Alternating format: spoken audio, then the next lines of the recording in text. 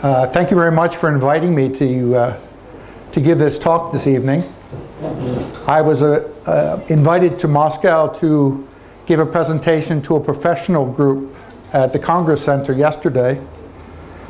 And there are only about 8 or 9 people there, so it's a pleasure to have a large group of people here to listen to what I have to say. This presentation is a lot of different things, a lot of pictures. I took some pictures today to make some comments. My principal work over the last 40 years has been in public transportation, and specifically in light rail with tramways. But I've also worked with buses, trolley buses, metros, and lots of other forms of public transportation. I'll spend a little time on the slide since it was made. I'm going to be talking about the evolution of trams, but public transport in general. My background, I'm originally from the United States. I moved to Norway in 1987. And in those last 27, 28 years, I worked primarily on trying to get a new tramway built. In the 80s and 90s, I was working on the planning. And then from 2001, we were working on the actual design and construction. And a new tramway opened in Bergen. I'll explain about Bergen a little later, in 2010. And it's continuously being expanded. New lines are opening, new extensions are being opened. I'll talk a little bit about the system in Bergen, but I'll talk a little bit about the goal of building a light rail is to make a more livable city. I think some of you have heard previous presentations by Professor Vucik. I'm a student of Professor Vucik. And also Tor Hotveit from Oslo was also a student of Dr. Vucik. And the idea is to provide public transportation, not just to transport people, but to make our cities a better place to live, a better place to work, and a better place to grow up. Just a little bit about Bergen. Bergen is on the western coast of Norway. It's the second largest city. It has about 350,000 people in the general area. It's very mountainous. It's very beautiful. I would recommend it. Save your rubles, though it's very expensive. And it rains a lot, so make sure you bring rain clothes if you do come to Bergen. We had a history of tramways in Bergen. We had trams from 1897 until 1965. And I think this is a lesson that a lot of countries in this part of the world should learn. That when the automobile became important, we got rid of our tramways. In Norway, in France, in England, in Spain, in many other Western European countries, the tramways disappeared. The space was made available for private cars. And I think a lot of people regretted that. This was a mistake. This is what everyone thinks now. And a lot of effort and a lot of money has been used to put back those tramways.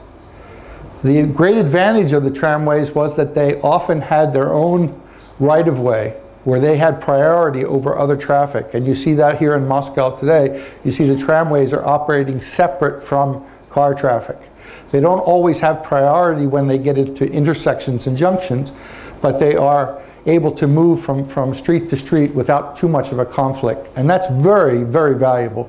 And it's something that's very hard to get back once you've given it up. We had a history of trying to propose rail systems, mostly separated either metro type systems or regional rail systems. And these turned out to be much too expensive for Bergen. And a decision was made to build highways instead. This was done in the 1980s. In order to build the highways, one of the things that Bergen did, and is one of the few cities in the world that has done this, is to make car users, private cars, pay a toll to enter the city center. This was done in Bergen and Singapore at the same time in 1985. And probably the most famous scheme of charging automobile users in the center city is being done in London with the congestion charge. This is a very good way of doing two things, both restricting automobile use, but also generating an awful lot of money that can be used for other projects. The money in Bergen was used to build highways, but the money in a lot of other places, for example, London, is used to improve the bus system. So it gives people an alternative to using a private car. What happened was, after the highways had been built in the 1990s, they realized that this wasn't enough. They were going to have to even build more highways or expand the highways from 4 lanes to 6 lanes to 8 lanes. And they couldn't get the political approval to do that. So that's why the light rail became a viable possibility. They had money available to build a light rail system. So in about 2002, we got the funding available to build the light rail system. We had to go to the national government for approval, and it took 4 years to get approval at the national level. That's why it says 2006 at the end. So we got the final approval to build the system in 2006. Some of the pictures here are kind of interesting. This is the old tramway in the upper picture, and they threw away all the cars 10 days after they closed operations. And one of the first things we had to do when we were building the new tramway was to dig up the old tracks. So this shows the old rails underneath the asphalt that we had to replace. I won't go too much into detail about our project. The project is, the first line goes from the center of Bergen out to the airport. The important things, though, is what's the difference between a tram system and a light rail system. A tram system usually runs in-street and is in conflict with other traffic. And I think a lot of the tram operations in Moscow are what you would call old-style tram operations. The trams operate, they're very small, they operate by themselves, they aren't very accessible, there's not a very high level of service at the stops. The level of safety at crossings is limited. So what we're talking about with light rail is to upgrade those systems from tram systems to a higher level of service. The whole concept of light rail comes from the German experience in the 1960s and the 70s, when they introduced the concept of light rail, Stadtbahn, where they took tramways, made them bigger, made them more accessible, either with high platforms in tunnels or with low platforms where you had a low platform vehicle, and thus increasing capacity, increasing speed, increasing availability for passengers. So these were the most important points for our system. When we say universal design, we mean that it's accessible for all people, either people who can walk fine, people in wheelchairs, or as the society in general gets older, we need to make things easier for people to use in general. We want to have a high level of service. This means it operates over the whole day from 5 in the morning until past midnight. It operates very often, which is very important. We want it to be visible. We don't want it to be underground in tunnel. We want people to see it. And by being able to be seen also, it has to do with the priority, how we distribute land use in the city. How do we give it to all the people who want to use it? You have to decide at some point where you give public transportation, especially pedestrians, a higher degree of priority than the private automobile. And I'll get into that a little bit later. We want it to be safe, reliable, and we want it to be very quiet and to be integrated into the urban environment. That's what we mean by non-intrusive. I'll skip over some of the things about this. One of the reasons we build light rail system is because the amount of space in an urban environment is limited. We don't have that much space, and we want to use it for the best possible purposes. We don't want to use it for parking cars or parking buses. We want people to be moved quickly, safely, reliably through the city center. These are pictures from Bergen before the light rail was built. We had a bus-based system, and you can see we had a lot of congestion even with the buses. With a lot of people riding the buses, it wasn't a very convenient and a good way of traveling. We also had still have a lot of automobile traffic. So you have to give a priority, you have to distribute this space. And we had problems with air pollution. Even though it's a small city, and we're in Norway, you expect the air to be perfectly clear and clean all the time. It's not like that. We do have problems, especially in the winter, with the cold air pressing the pollution into the city center. And we have many, many days where people are advised not to go outside. It's not just because of automobile traffic. It also is because of a lot of ship traffic. It's because people are burning wood to heat their homes. But transportation is about 40 or 50% of the reason for this kind of pollution. What is our goal here? Our goal is a livable city. We want to have a city that's for people. That's what your name of your organization is, as I understand it. And in order to do that, we have to allocate space. And I won't call it the enemy, but the biggest threat to that is the private automobile. Not a moving automobile, but it's often a parked automobile. And it's taking away space that should be used for people, especially in urban environments. We want to have a city that's pedestrian friendly. We want to have this as a connection between very pleasant public spaces. And you have to give priority to the various elements of the urban environment that are for people and people enjoying themselves. I took a few pictures over the last few days of things that I saw in Moscow, both positive and negative. For example, the metro system here is tremendous, especially when you go into the station. It's as if someone thought that it had to be a very pleasant environment for pedestrians and for people to experience it. It's quiet, sometimes there's music being played. It's very controlled, you know exactly where you're supposed to go, you have good information. For me, coming from outside the country, this is the first time I visited here, it wasn't very difficult to be able to negotiate the system and to find out how to get from place to place. I have a little bit of advantage in that I've been to other places, I know the basic concepts, and I had a good map with me, but it was a very pleasant experience. The challenge for Moscow is to get the concepts that have been done on the metro and put it on the street level.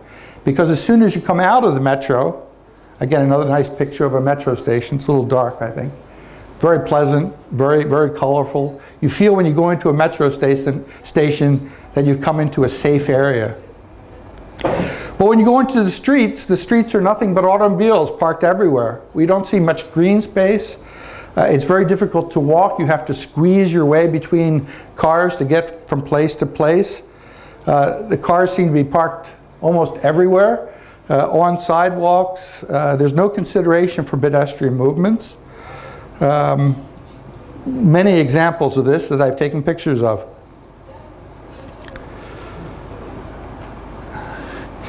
And in places where I was surprised that there weren't any cars parked here, but it's just an asphalt jungle. It's just a parking space that's just waiting to be occupied. Why isn't this grass or a fountain or something that people can enjoy? A huge area, and it's totally dominated by car traffic. Here's an opportunity to do something very positive for the city. Not everything is bad. I was in an area that's very close to where this picture was taken. A new development, pedestrian streets, no car traffic, no parked cars.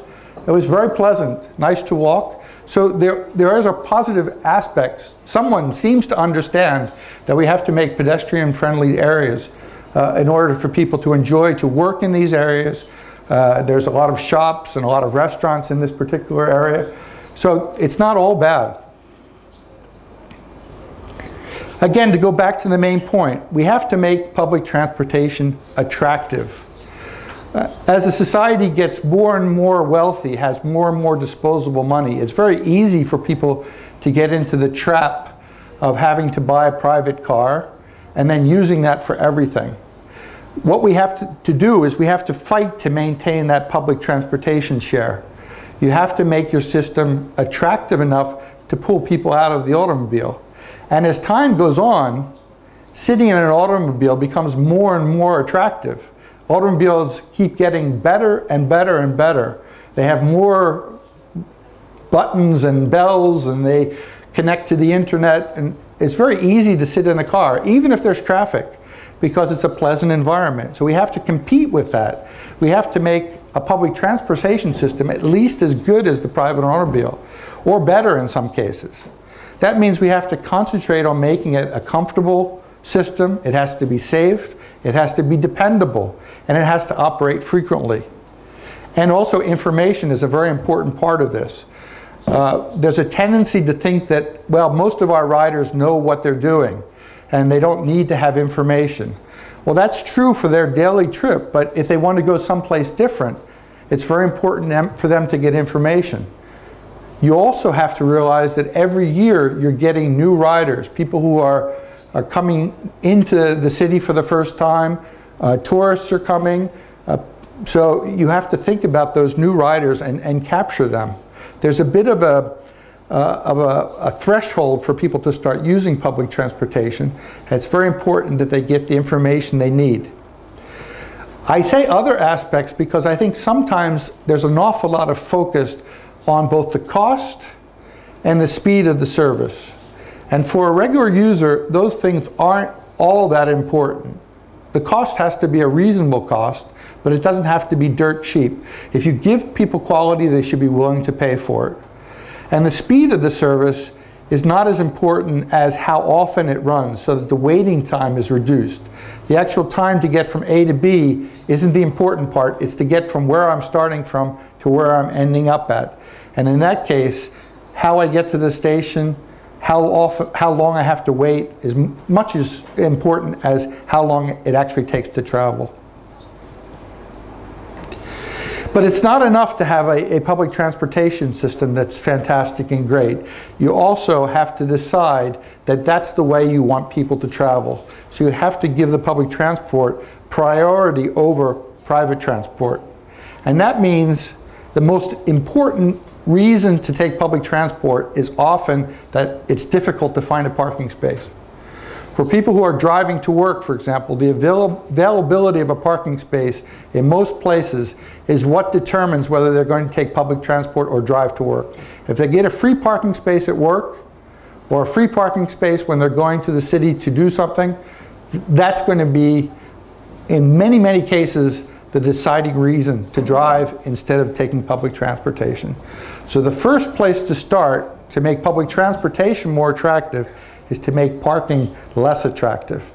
And that in and of itself will give a priority for public transport.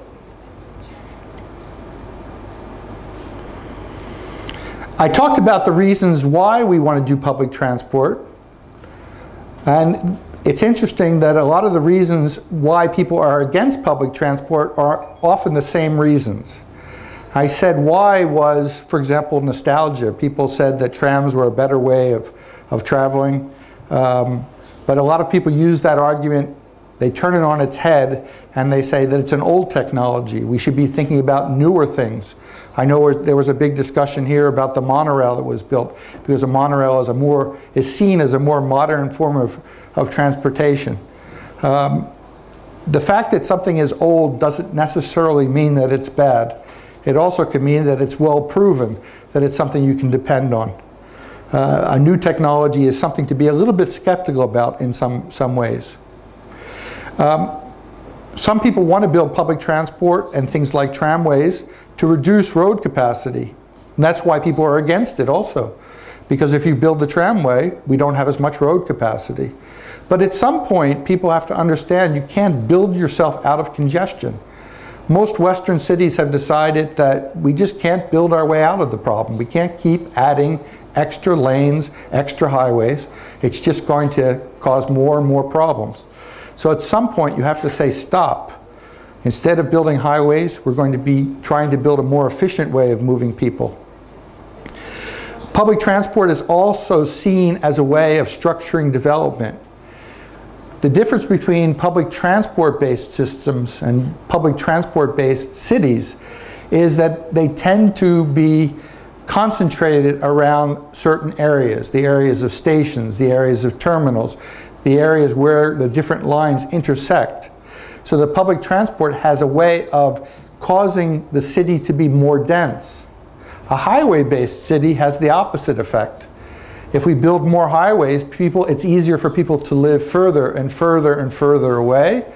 It spreads out the development, and it makes it difficult for people to travel by public transport even if they want to, because their destinations, where they live, where they work, where they shop, are only accessible by highways and roads because they're so far away from each other. This is two different ways of thinking about how we want our society to develop.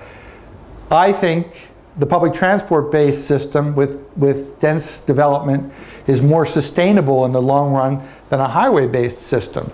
But it is definitely two different philosophies.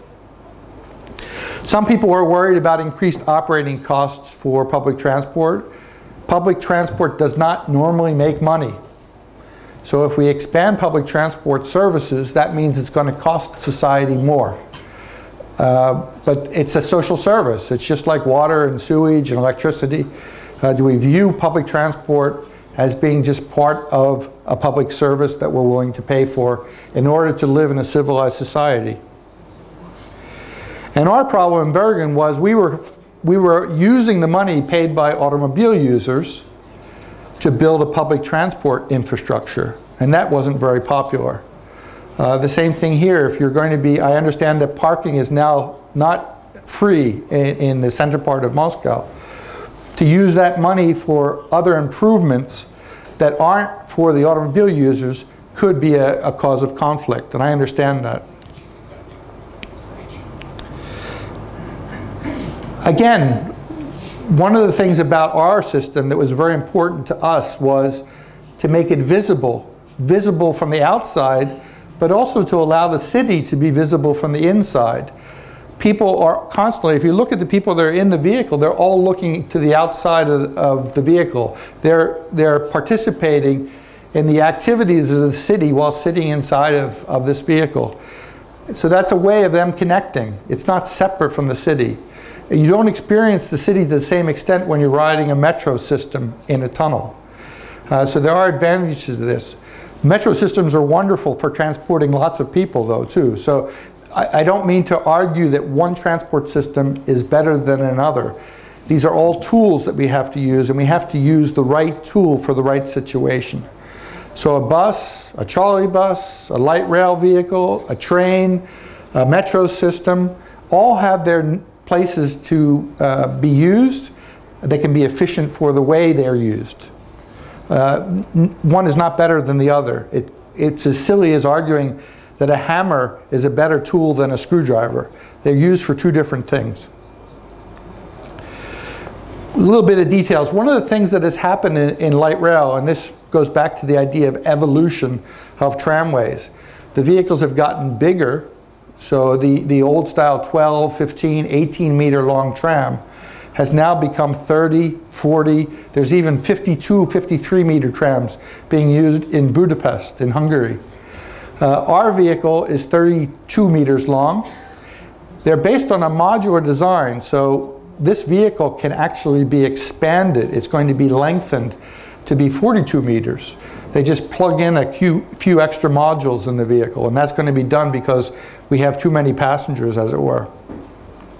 The other thing that's new about trams is the idea of 100% low floor. So this vehicle, from one end to the other, has a floor height that's about 30 centimeters over the street level.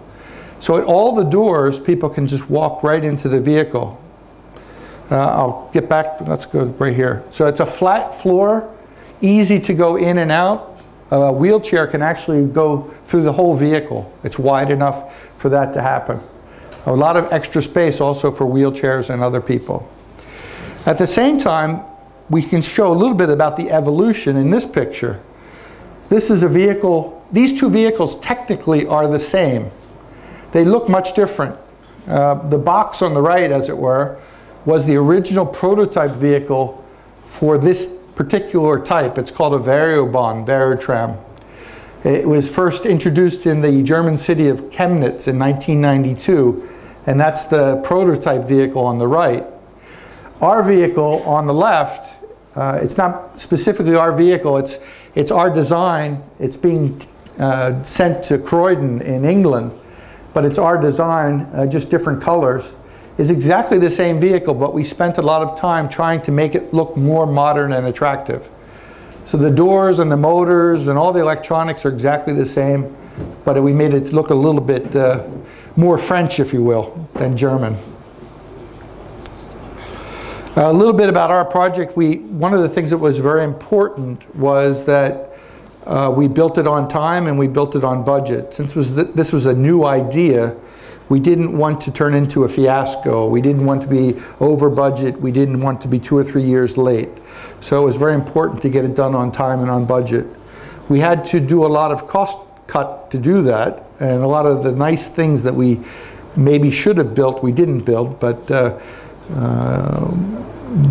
project is viewed as a success because of that. Again, we tried to make a very attractive system. This was on opening day. These balloons were put up by the people who owned the building right beside the line.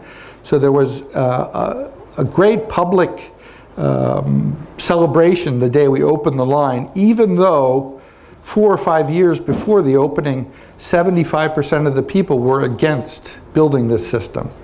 But when we actually opened, it was quite a positive response from the public. It was quite a celebration, as I said. We had to build new workshops. We had to build new street environments. This picture, I just wanted to show you the difference between how the artist's conception, how people thought it was going to look, and how it actually looked. We're very, very similar, not too much difference. This was a road that had 4 lanes of traffic before we built the light rail. So we took away 2 lanes of traffic and we put in 2 tracks. So instead of a 4-lane road, we only have a 2-lane road.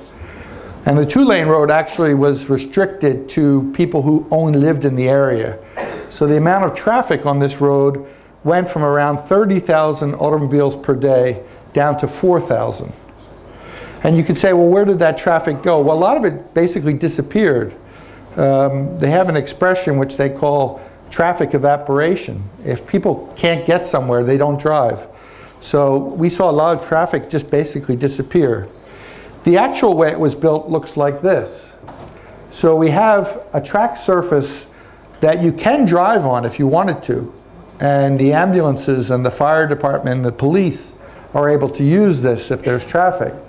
But it's definitely distinct from the highway to the left. And it gives us a separate right-of-way, but not at very much greater cost than a road. So we're not building a very fancy system, we're just putting some color on it. The red area, I don't know if you can see, this is red asphalt here. That's trying to indicate that private cars shouldn't stop there because the trams are going to be coming through there at high speed. By high speed, this is limited to 50 kilometers an hour on street running. We also spent a lot of time trying to make it fit into the urban environment. Now, there are different ways of making things fit. You can think that you want it to look like it fits correctly, but you also don't want it to be a bother. You don't want it to be an annoyance to the people that live there. So the way the track is constructed here was very expensive, and it was done in order to reduce the level of noise and vibration. It's a very special way of constructing track where the rails are encased in rubber, and the actual concrete surface underneath is also laid on top of a rubber pad. So the result of this is the system is very, very quiet. And the people that live right next to it don't know that there's a tram going by. Some people complain it's too quiet. They don't hear it when it's coming.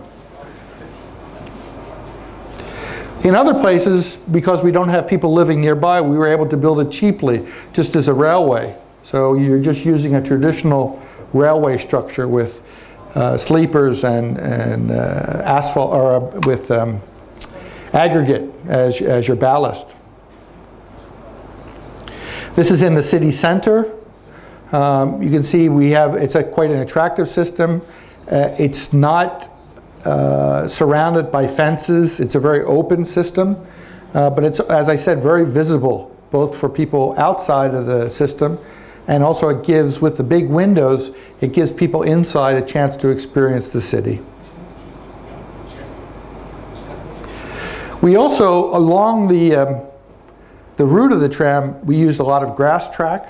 We want it to be, again, attractive. We want it to blend into the area. Here we're near the university, and we stole some of their grass for the track, so we put it back in the center where the tram is running. So this idea of a green space makes the system much more attractive than just having tracks with ballast. We also do have tunnels. Bergen is quite a hilly place, so we did have to build a number of tunnels, but we have no stations in underground places. All the stations are at grade level in the streets. We also built it right through a shopping area, so it's actually part of a pedestrian zone.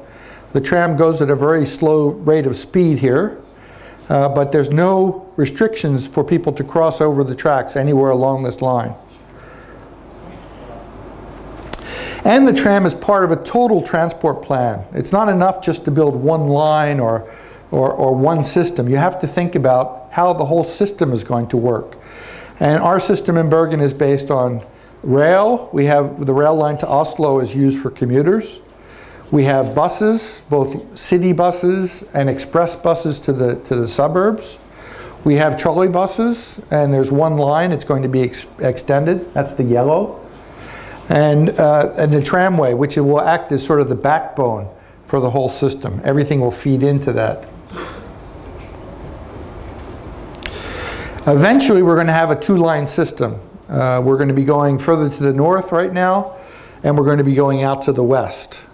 This is very challenging with the topography in Bergen. Again, there are a lot of mountains.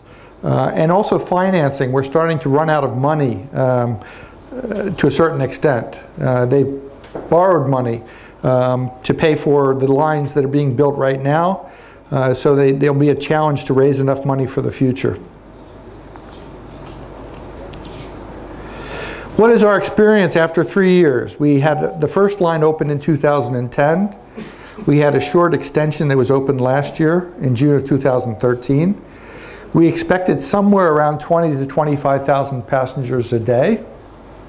But now we're getting almost twice that on weekdays. So it's very crowded. And the price that we paid for that, it's nice to have a lot of passengers, but the main price we paid is that the station stops, the amount of time to let people to get on and off is much higher than we expected. We wanted to have station times around 15 or 20 seconds.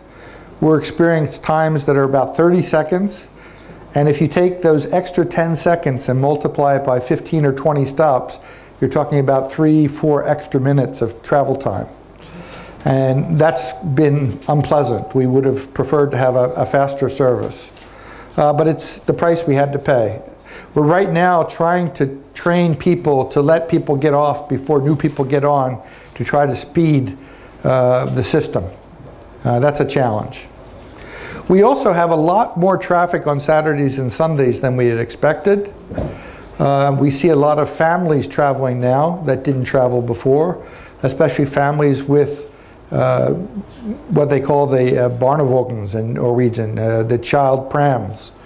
So for wheelchair users and people who have prams, it's been a very attractive system. Because of this high level of traffic, we've also seen the need to put in additional bus service. But also, with all the extra passengers, it's raised a lot more income. Public transport in Norway is quite expensive. So we pay about €3 for a single trip. That's about 150 rubles, so it's quite a bit for a single trip. And I think our monthly ticket is about what an annual ticket costs here. But the light rail has also been very effective in structuring development. They've put an awful lot of different types of development along the line. They've put in new schools, new swimming pools, new shopping areas, a lot of new housing development has been approved in connection with the lines. So there's a synergy between public development and the transport system. Yeah, I won't go into a little bit of problems except for the last one. there wasn't a lot of concern about safety, but last year we killed the first person on the system. A woman pedestrian was killed by a passing tram, and now there's a lot of focus on safety and either reducing speeds, putting up some more fences, changing the approaches to safety. So that's something that we're now struggling with. I go into now a little bit more of a general presentation. This is a presentation that I give to the International Association of Public Transport. They run a management training session to introduce managers of public transportation systems to the concept of light rail. So I want to just go through a little bit general discussion of what is light rail, because it's a relatively new term. You're familiar with the expression tramway. Light rail is basically a turbo tramway, if you will. And give a little bit of idea, I talked about the system in Bergen, but I'd like to give you a little bit of an idea of the systems that are being put in place in a lot of other places. And particularly in the last couple of years, there's been a lot of developments that are happening in other places than Western Europe, places like Turkey and North Africa. And I'll talk a little bit about some technical innovations that are happening for both the rolling stock and how energy is being used to power this rolling stock. Tramways started off in the 1800s being drawn by horses in the 1850s, 1860s. And it wasn't until around 1890 that they started to be electrified. And by the 1920s, 1930s, tramways were everywhere in cities around the world. What happened was, over time, the areas where the tramways were built were the basis for the road systems. They started to asphalt the areas around the tracks, and when the private automobiles started being introduced, it was natural for them to use the same paths, the same right-of-ways. And then there became a discussion on, do we want to keep using tramways for transportation, or do we want to use the private automobile for transportation? And in a lot of places, the automobile won that fight. In places, there are a number of places in the United States particularly, where the automobile companies, together with the oil companies and the tire companies, bought the tramways and then closed them down so that they could sell buses.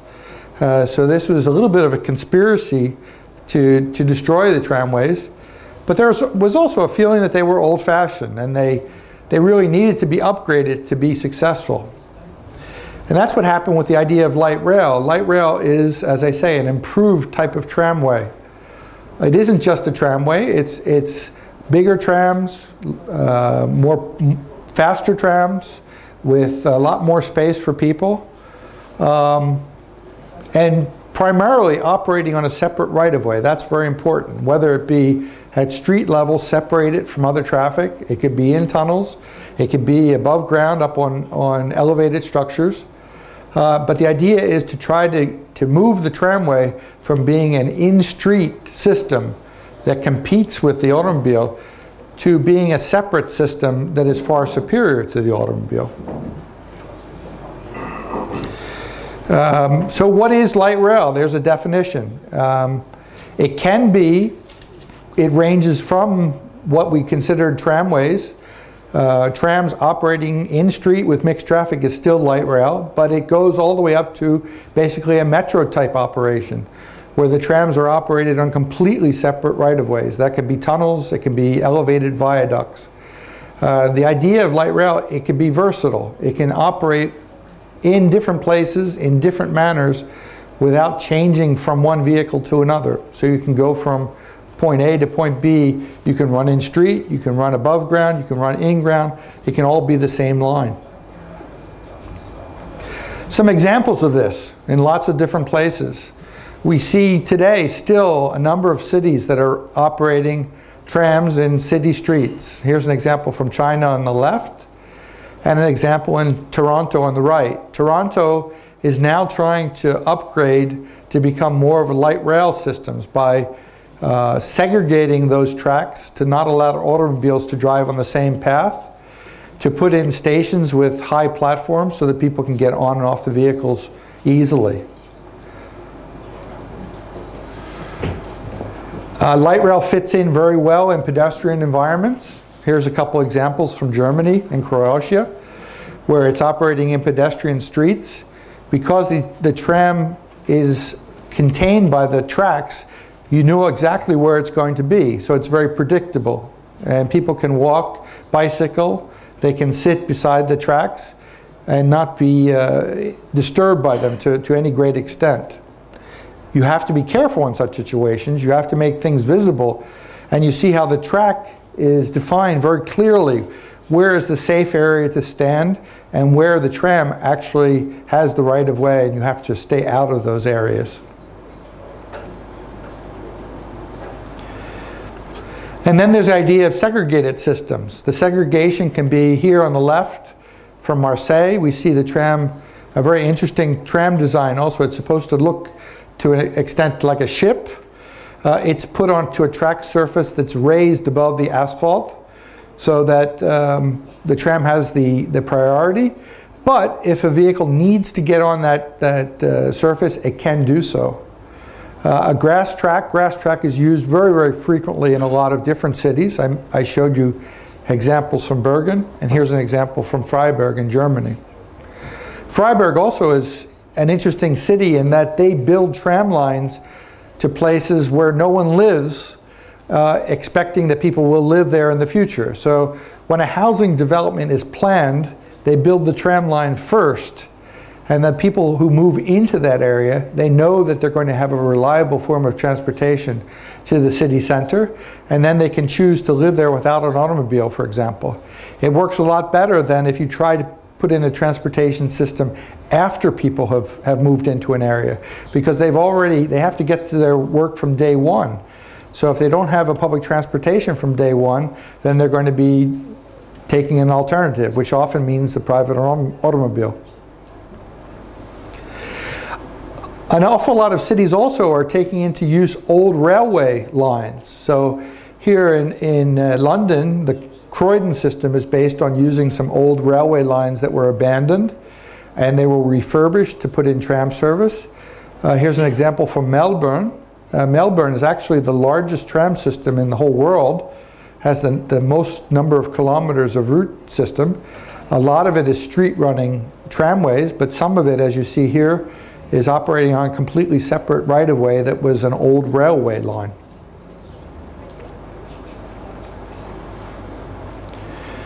And here's some examples of tramways operating in tunnels. In Brussels, it's called a pre-metro. They didn't have the money to build a metro system, so they decided to build the tunnels and put the tram underground in certain places in anticipation of building a metro system at some later date. They haven't gotten around to building the metro system in all places. In Buffalo, it also operates outside the city center in tunnels, but inside the city center, it runs in a pedestrian area. So it runs at grade through the city center, and when it gets out of the city center, that's where it operates in tunnels. It's a little bit different than what you would expect. You would expect it to run on the surface outside the city and then in the tunnels in the center city. But the idea is to make it visible and very accessible in the city center, and then outside the city center, let the automobiles drive on the streets. We'll drive underneath the streets. It's a different philosophy. There are an awful lot of tram systems in the world still. So we've got almost 400 systems. Most of them are in this part of the world, in Western Europe, a lot in Germany. And we have a lot of new systems that have popped up, particularly in the United States, Canada and Mexico, France, and Spain. And there's a lot of things happening in Turkey and North Africa. Up until now, what we call the BRIC countries, that's Brazil, Russia, India, China, there hasn't been a lot of development of light rail. Mostly, a lot of countries have been based on express bus services, which we call bus rapid transit, known as BRT, or heavy rail, metro systems. So China has built metro systems. I know there's a lot of belief in this country that metro systems are the things to build, not surface transportation. And again, this happened in the 1930s to 1970s, where an awful lot of tramway systems were abandoned. And I think it's an important lesson to learn that this is a mistake. And if tramways are abandoned, it will be something that in 20 years or 30 years, it will be something to regret.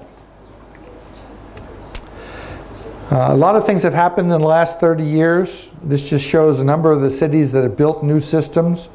The first modern light rail systems was actually started, the first one was in Edmonton in Canada.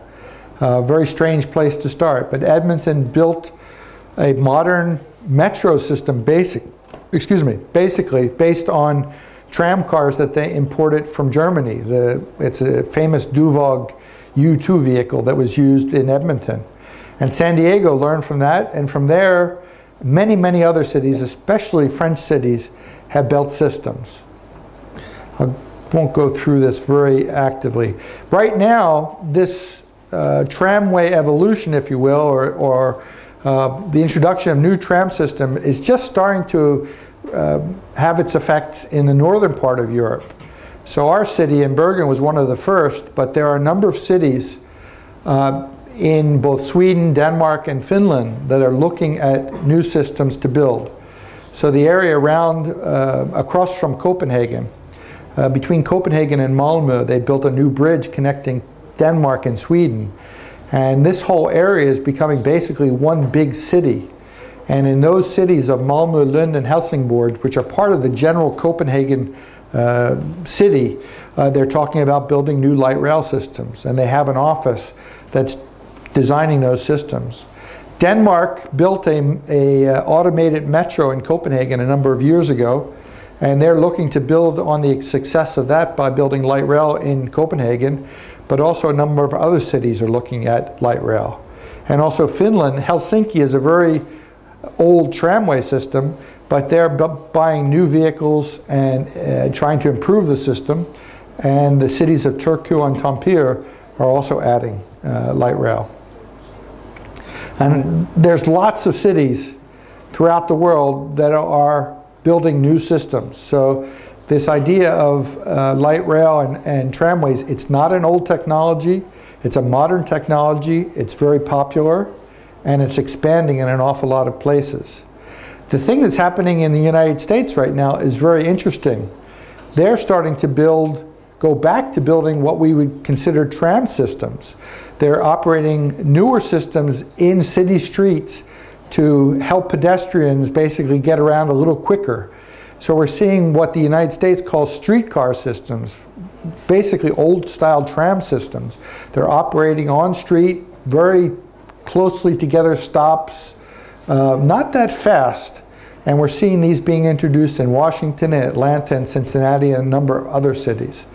It's trying to get people to move around the city center without using private automobiles.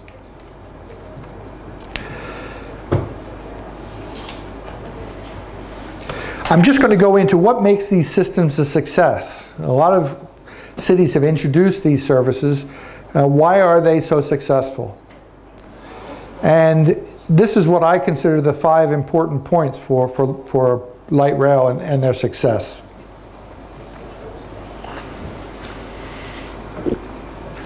The first one is high capacity. A light rail system, unlike a bus system and maybe old style tram systems operating single tram cars, has a lot of capacity.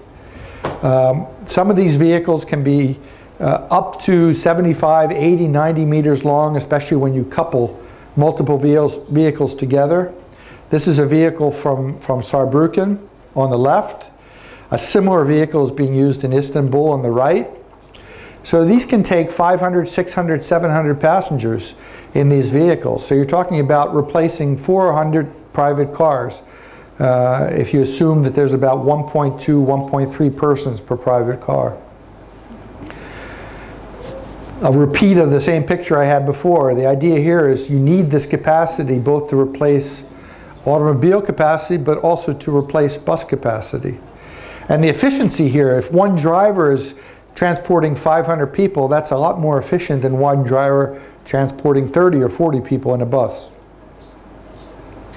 The second factor has to do with the priority.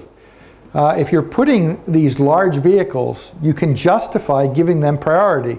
If I have one vehicle that's moving the same as 400 private cars, then it should be easy for me to justify to give them a separate lane of traffic, a separate area to operate. And by doing that, we're able to increase the operating speeds. Tram systems frequently will have an operating speed, and by operating speed we mean the time it takes to travel, including the stops, somewhere between 10, 15, maybe up to 20 kilometers an hour. By giving things a separate right-of-way, and also increasing the spacing of the stations. We don't want to have the stations every 100 or 200 meters. We want to have the stations possibly every 400, 500, 600 meters. We're able to get the speeds up to 20, 25, 30 kilometers an hour. And that's frequently the same speed as private cars in an urban environment. So you're competitive with private transportation at that point. Again, also you're talking about productivity here, that one driver is able to transport an awful lot of people compared to the other systems of smaller vehicles.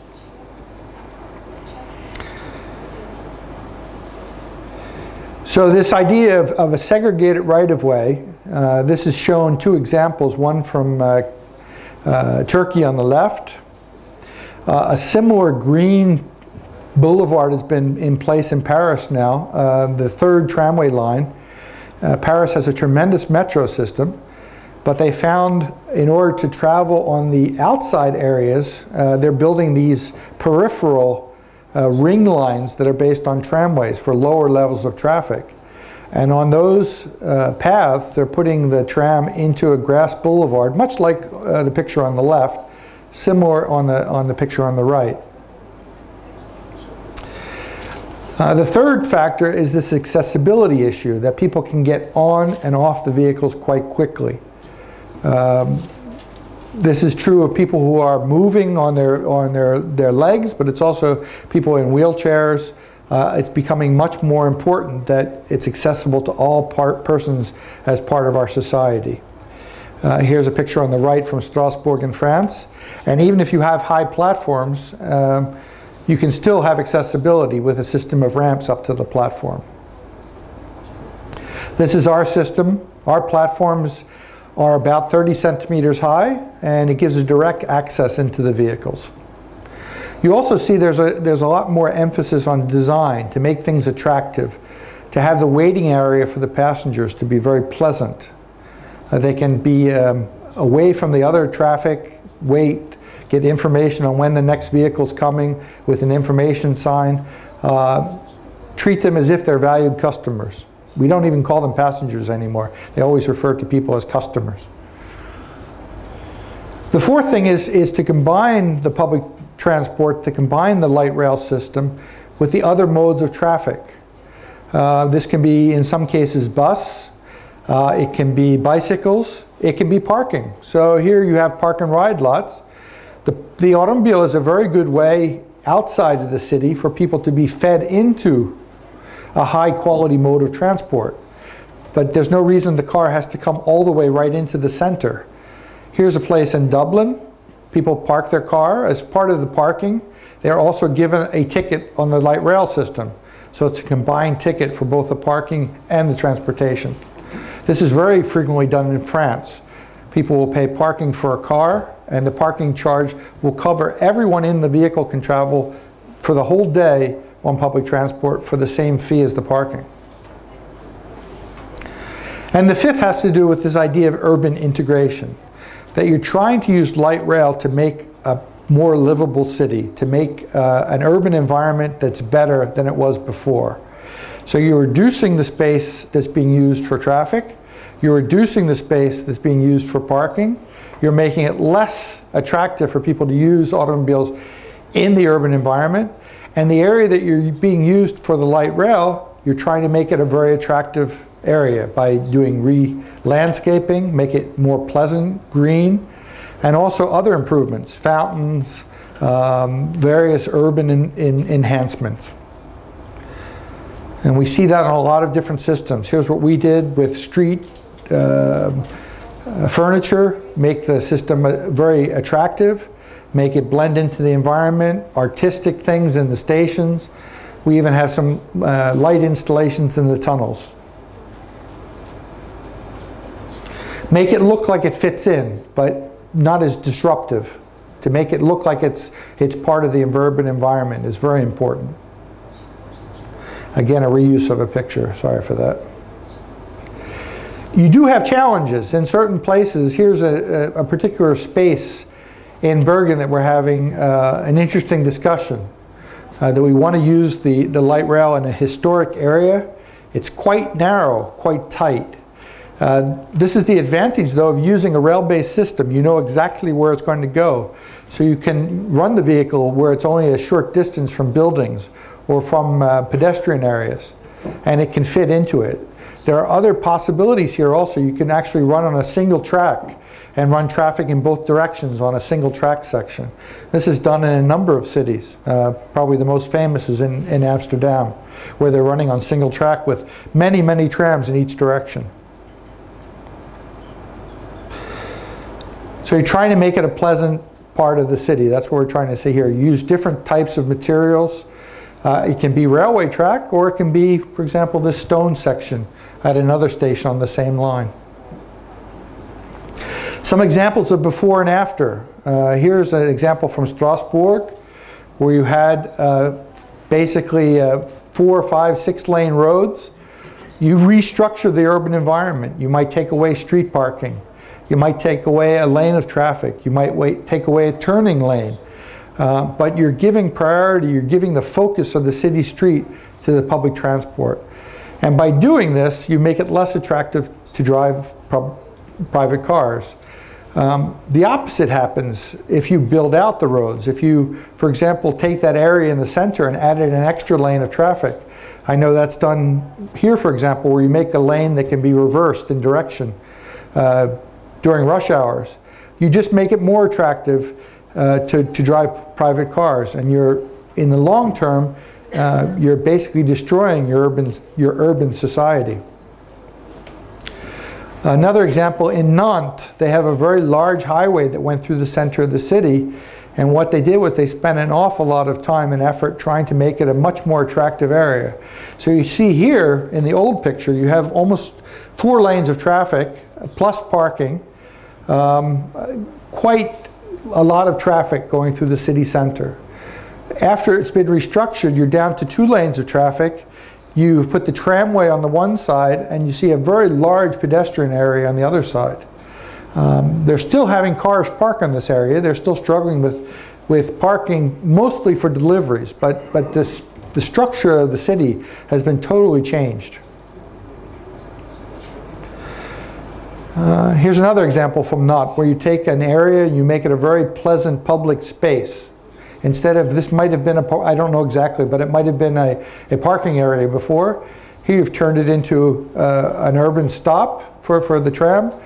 Plus the surrounding area is a very pleasant area, pleasant with the small trees. I suspect those trees are much larger today, and it's probably a green park. One of the things that's important about light rail is very expensive when compared to buses, but it's very much cheaper when compared to metro type systems. So it can be much cheaper than a metro system if you keep it on at the ground level and you don't put too many extras in, what I call frills. If you put it up in the air or you put it into underground systems, then it's just almost just as expensive as a metro system.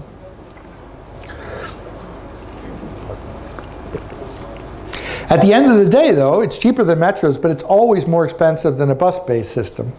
There's always a frequent discussion about, well, wouldn't it be better if we just drove buses instead of a light rail or a tramway-based system? And if you're only concerned on costs, construction costs, then that's true. I don't know if people are interested in how much these things cost, so I'm going to jump over some of these things. I'll give you some pictures, though, of some systems, new systems that have been built in different places around the world, particularly in Turkey and in North Africa. Eskişehir has built a totally new system. The mayor of Eskişehir was traveling in Austria, I think, and he says, give me one of those. So they basically took a system from Austria and transplanted it to Eskişehir. It's been a big success.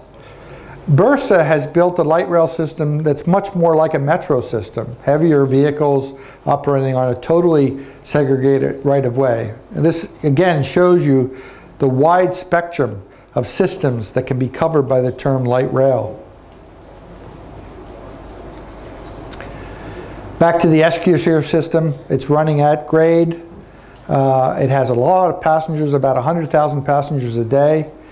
The important thing here, and the reason it's got so many passengers, is it has a completely separate right-of-way.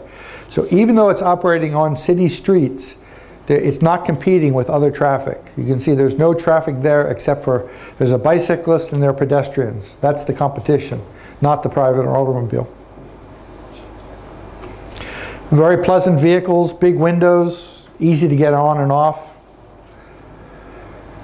The thing that's unique about some of the systems in Turkey is that they have street stations, but you have to pay to get onto the platform. We were at an interface yesterday, a metro station, where people had to transfer from the metro to buses. And because of the buses have entrance only on the front door, and they have a turnstile system, it takes an awful lot of time for people to get on and off the vehicles. They realize this in Turkey, so what they do is they make everybody who's waiting pay. So you have to pay to get onto the platform, and then when the vehicle comes, you can quickly get on and off the vehicle.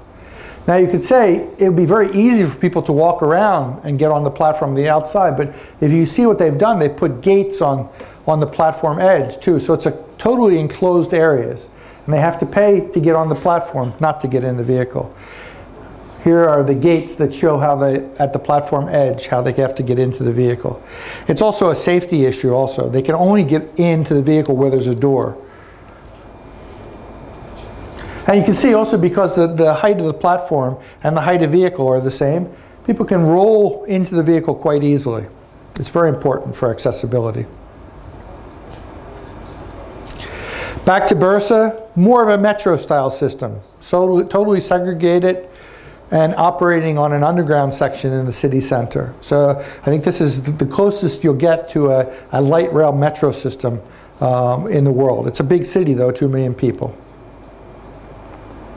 Bursa has also done a system. They've combined the two aspects of metro type operations together with in-street running. So you'll see some of the places it's running at high platform, some it's running in street. Yeah. Quickly though. To go to North Africa, a lot of the cities there are based on the French approach. And the French approach is based on this particular vehicle. It's a 100% low floor vehicle. It has a lot of doors. You see 6 doors on each side. This allows people to get on and off very quickly because there are many, many doors. The speeds are a little bit slower, this particular type of vehicle. It's being used also in Morocco. Has introduced 2 lines. It's being introduced in Casablanca a few years ago. They're building a very big network of 76 kilometers. Oop. And there's a system in Tunisia, in Tunis, that's been operating for many years that's been a big success as well. So these types of systems aren't just limited to, as I said, to France or to Spain. They're also going around the world.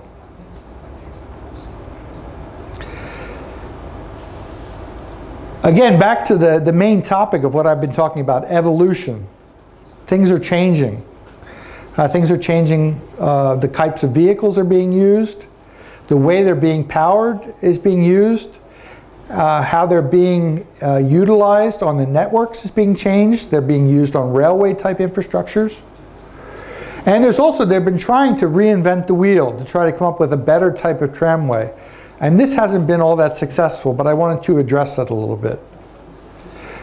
So I'll talk about this with rolling stock. The main change has come with the idea of low floor.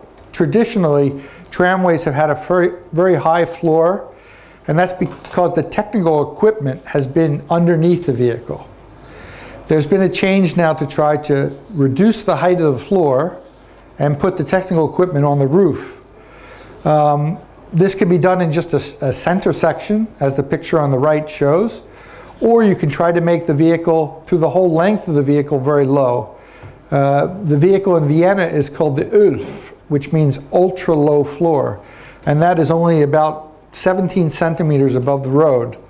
That hasn't been a great success, but it's made the system very accessible. Because it was an old system, they didn't want to build new platforms everywhere. So for street level operations, it was very easy for people to get on and off, but it was a challenge. So this has been the main change in the vehicles, to make them low floor. The other, from a manufacturing point of view, is to make them based on a system of modules, so standard sizes. There's a standard set of widths. It goes from 2.2 meters wide to 2.65 meters wide. And then there are a number of different lengths you can do by putting the modules together. So short trams of 20 meters up to very long trams of 50 meters. And there's no reason not to connect these two together. So you can have a train composed of two 50-meter trams at 100 meters. It gives you a lot of capacity.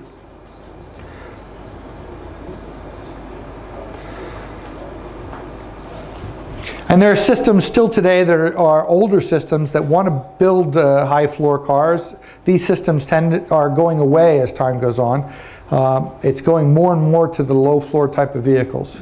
But you do see some high floor older systems and what we call middle floor systems being operated. Now, as far as power supply, traditionally trams have been operated just like trolley buses with an overhead wire. The power is supplied to the tram through the overhead wire, and then the return is being done by the track. So you have a plus in the air, and the minus is going through the rails. People in a lot of cities have objected to having overhead wires, so there's been a lot of focus in the last couple of years, I'd say the last 20 years, on trying to develop tramways without wires. The most famous system is what they call this APS system, where instead of having an overhead wire, you actually transmit the power through a rail in the street that's activated only when the tram is on top of it. So the blue section in the middle is activated when the tram is above it, and it's able to collect the power from a steel rail in the street. There are a number of challenges for such a system. I suspect in this city it wouldn't work too well in the middle of the winter with a lot of snow and ice. But in warmer climates, in the southern part of France, it seems to work quite well. This shows an example of this in Bordeaux on the left. You see in the center of the rails, there's a separate steel rail for transmitting power to the vehicle. And it shows you it being constructed there. This is being done in a number of cities. The latest city to introduce this system, though, is in Dubai. And there they have to introduce, along the steel rail, they have these powerful fans to blow the sand away, to keep the rail free of sand.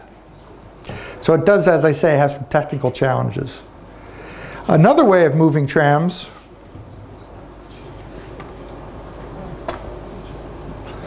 is through battery operations. So you put a large battery pack on the vehicle, and in places that are historically interesting, for example, you can operate without overhead wires. Nice in the southern part of France also has a big carnival in February, and people come there with very high, I don't know what you would call them, they're sort of displays that they're using for part of the carnival, and they did want to have overhead wires in that area. So there they operate on a short distance, it's only a few hundred meters, they operate on batteries. So this is something that's, a lot of politicians in other cities like that. If they have a public building or a museum or a historic area or a church or something they want to protect, they frequently will ask for a short section without overhead wires. But then you also see systems that instead of operating on electricity, they operate on diesel. So we see systems in Germany, and a system in the United States in Camden, New Jersey, which are operating with diesel trains, basically. And in this way, they can operate without the overhead wires. But you do get the added noise and you get the local pollution from those vehicles. That leads you into the idea also of having a tram that can run on railway tracks. So in a number of cities we have this concept of a tram train, where it operates as a tram in the city center, but then it hops onto a railway line and goes out, can go 50, 60, 70 kilometers from the city, and people don't have to change modes. They don't have to take a train into the city and then transfer to a tram. The tram can operate from the whole line, from the house to where people are working, for example. So here, this is the example in Kassel. You have this diesel tram. It operates on diesel when it's operating in the tram or on the train system, but it operates in electric mode when it's in the city center. But again, in this way, people don't have to transfer. A one-seat ride. Here's an example of Mulhouse. They have a tram system in Mulhouse in France. That's the yellow to the left. But they also have this tram train that operates on the tram tracks, but then continues into the suburban areas on an old railway line that was not being used. So there you see, it's a railway environment being used by a tram system. Some of the alternatives to tramways that frequently are being proposed because they can be cheaper to operate. We've heard the term guided buses being used quite a bit. There are some examples of this. They haven't been all that successful.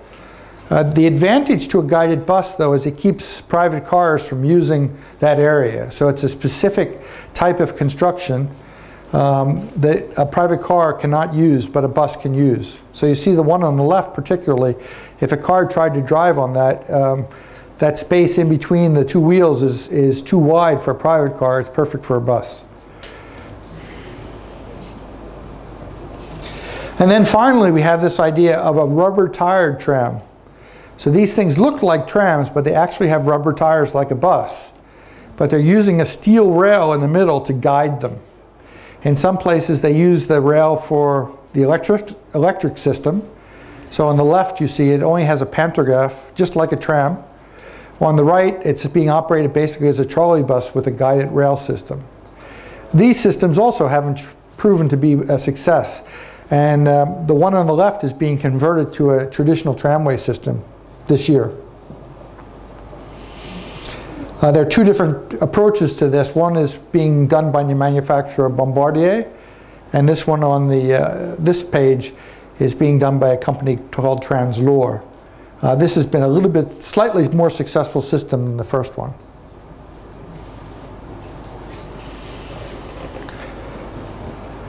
And then there have also been attempts to use buses just like tramways, to have very high quality stops, separate right-of-ways, very frequent service, and these have been quite successful. So this system in Istanbul operates with both conventional buses, and the bus on the right is called a Phileas. It's a Dutch design. These things have been used to provide a very high level of service in the median of some of their major highways. This was done at the cost, though, of private automobiles. Those two lanes in the middle used to be lanes for car traffic. So instead of having 8 lanes for cars, they reduced it to 6, and they introduced this service. So they had to give up some space for the private automobile, which is always difficult.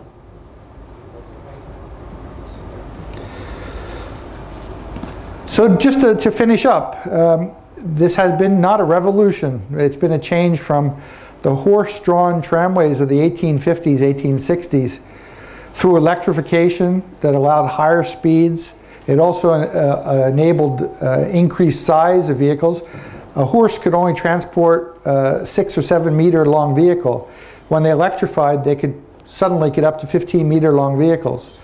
And to today, we're up to vehicles that are, as I said, up to 50 or 60 meters in length. But this has been a very gradual transition from one place to the other. It's been a combination of things: the vehicle, the right-of-way, the technology, information, and all the different aspects of public transport to try to make it to a high level of service. So that's my presentation. I think we're going to go over to some questions now. There's some questions and discussions from the group. I think I need to have a headphone on here to hear translations.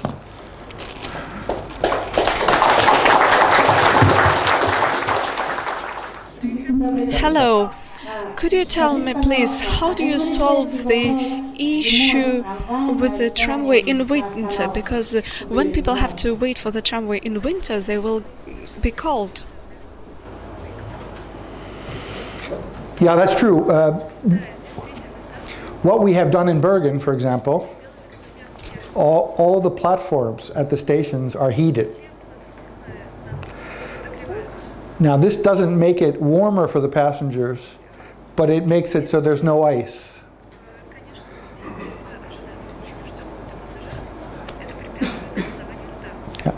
And with the trams running we run trams every 4 minutes. So the waiting time isn't the most important thing.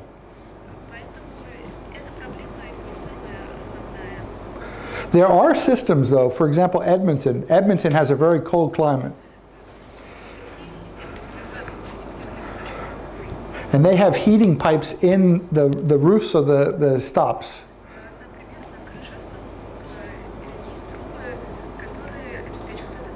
Yeah, so you do provide for that. You have to think about it and provide for it.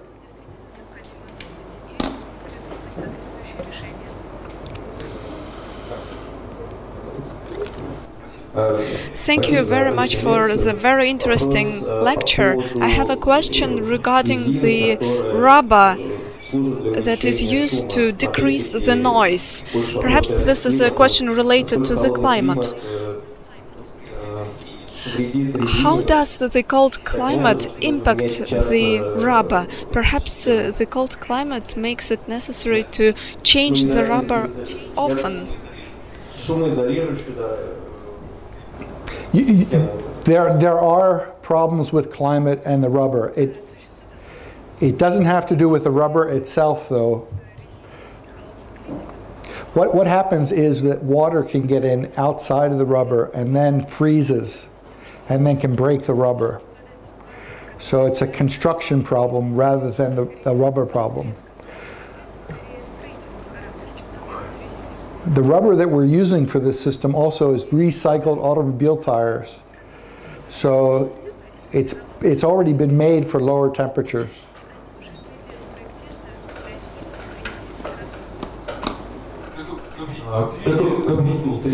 How to persuade the population of cities that tramway is better than the shuttle buses, for example? It has to do with quality of service. If by the shuttle buses you mean the small buses that are operating here, to get into a modern light rail vehicle is a relatively pleasant experience. You know, to climb into the back of one of these shuttle buses can be quite difficult. Imagine if you were a little bit disabled, you had a bad leg or something. So.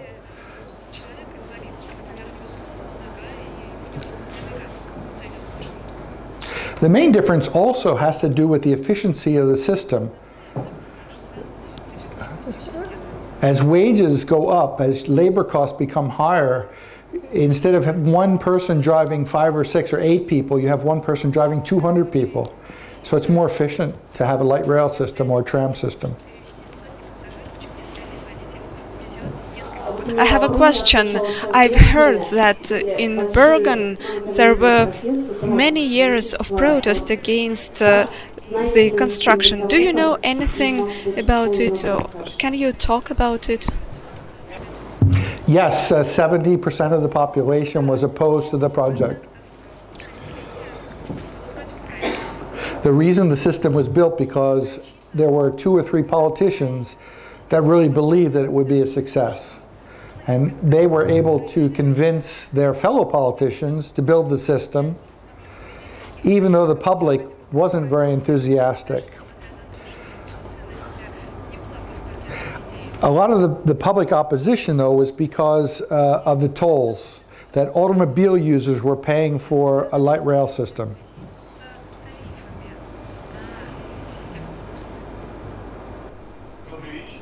Good evening. Thank you very much again for your lecture. I have two questions that are interrelated regarding the Moscow tramway. First of all, could you please share your impressions about our Moscow tramway system, if you have seen it? And the second question is as follows. Today it is planned to restore the Moscow tramway, to transfer it into light rail system. And how do you think, what is better for Moscow, to restore the system in the center or to build new lines on the periphery that would connect different districts? My advice, I have seen the tramway. I've seen particularly line 17 out where I'm staying at the hotel. It is what we would call a classic old tramway, and it needs to be upgraded to light rail standard. I think what that means is newer vehicles, bigger vehicles, low floor vehicles. You need to have stations that are much better quality, so people aren't just standing around a sign, but they actually have a platform and a stop where they can be out of the rain, out of the weather. Good information.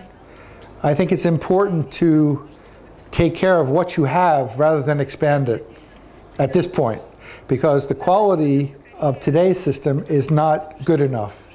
The track structures, the technical installations need to be upgraded. As I said, the vehicles need to be improved. And you should do that before you expand it.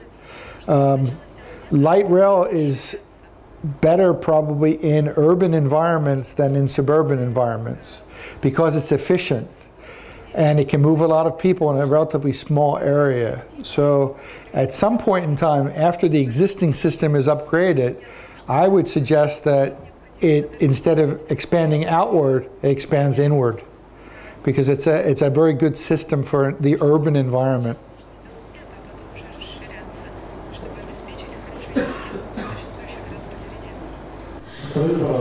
Could you tell me, please, how the fare collection is organized in Bergen? Where do people buy tickets? How it is controlled? What are the fines? Yeah, the fare collection, we have a completely integrated fare system. So all the buses, the light rail, the trains, the boats, we have some ferries. It all has the same fare system. On the vehicles, on the light rail vehicles, you cannot buy a ticket. The driver only drives. There are on the vehicles validators, just like the validators you have here on your buses. You have to have bought a ticket ahead of time, though.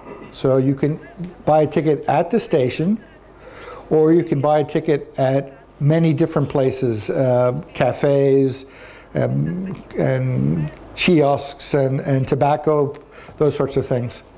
What's become very popular now, though, is tickets on smartphones. So you can, on your mobile telephone, you have an app to buy a ticket, and that's become very popular. We do, though, because we have all these different ways of buying tickets, we have to control the ticket. So probably about once every 10 times you travel, you have to show a valid ticket. And the fine is quite high. The fine is equal to about, we pay 750 kroner. Let's see, that's about 100 euros for a fine.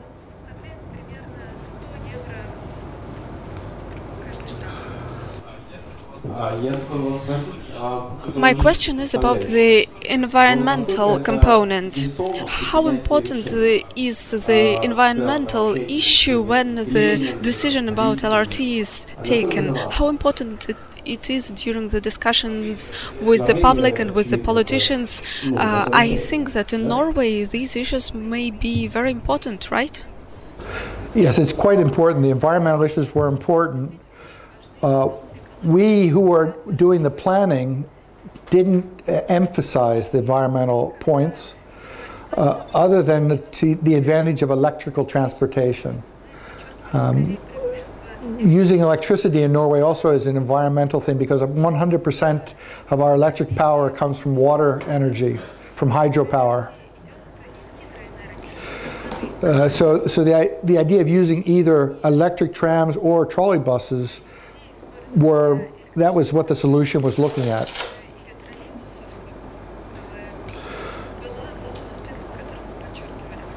Our main concern, though, was to try to reduce the number of noisy, smelly, polluting buses in the center of town.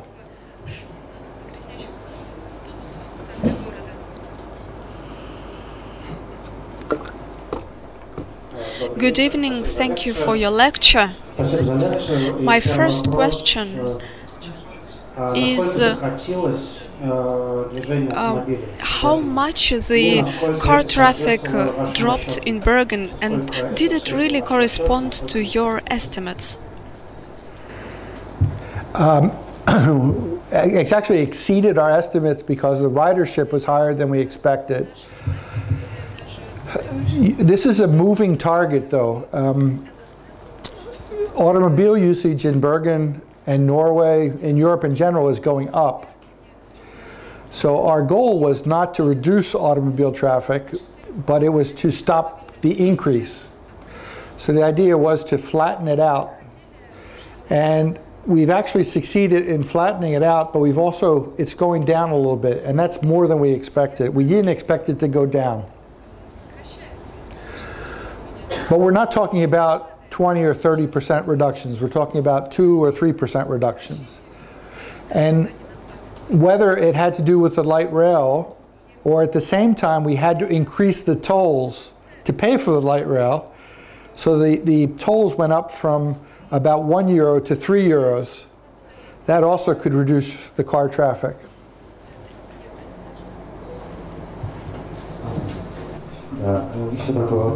Another question, how did the implementation of the tramway system influence the average time it takes people to get to work, and how come that only 1/7 of the population use LRT? The others, that means that the others use cars?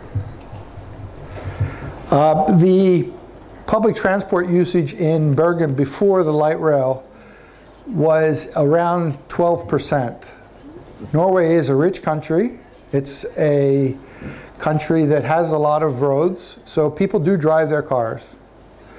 From 12%, we've increased it to 18%. Not just with the light rail, but also with improved bus services. So this was a concerted effort by the politicians to try to get people to go from private cars to public transport. You're right, the numbers aren't, it's not like we went from 10% to 80%, we went from 12% to 18%. So an awful lot of people are still driving their cars, but they're using their cars for other things. The number of people coming to the city center in the rush hours, that went up from 35% before the light rail to 65%. So you have to think about the market segments, not just the big picture, but reducing car traffic to the city center. We've been very successful in doing that. Remember, though, this is just the first stage, so the whole system will take another 15 years to be built. And by then, maybe we'll see much bigger changes in the way people are moving around. Sorry, and the second question is how it reduces the time to it really didn't change the travel times that much. But what did change was the level of service. Instead of having a bus that went every half an hour, they now have a service that runs every 4 or 5 minutes. So for an awful lot of people, they got a better level of service, if you will. They didn't have to wait as long. The best comment about that was there was someone in the newspaper who said, before the light rail was built, it used to take me 20 to 30 minutes to get to work. And now it takes me 26 minutes. It takes exactly 26 minutes every single time. But before that, it could take her 40 minutes to get to work. So the dependability was much better. If you take the bus that's unreliable, you frequently will go much earlier than you need to go because you're not sure how long it will take. The light rail always takes 24 minutes to get from end to end. That makes a big difference. For the climate, perhaps it's a very difficult engineering task to make welded rails that would operate in a range of 50-60 degrees in winter. Is there a technology that enables to build such tracks? If yes, how much does it cost? How much a kilometer of such track would cost? You know, the problem with the temperature is, as you say, there's an expansion and a contraction of the rail. And the way you do that is you at certain sections, you allow the rail to overlap with sliding sections. And depending on what the range of temperature are, determines how often you have to have those points. It's not expensive. You just need to consider that. This system is also always used on bridges. Because bridges are moving, you need to have a place where the track slides against each other. So it's sort of just the track overlaps and goes against each other. It's a known problem. You build railways in Siberia, so.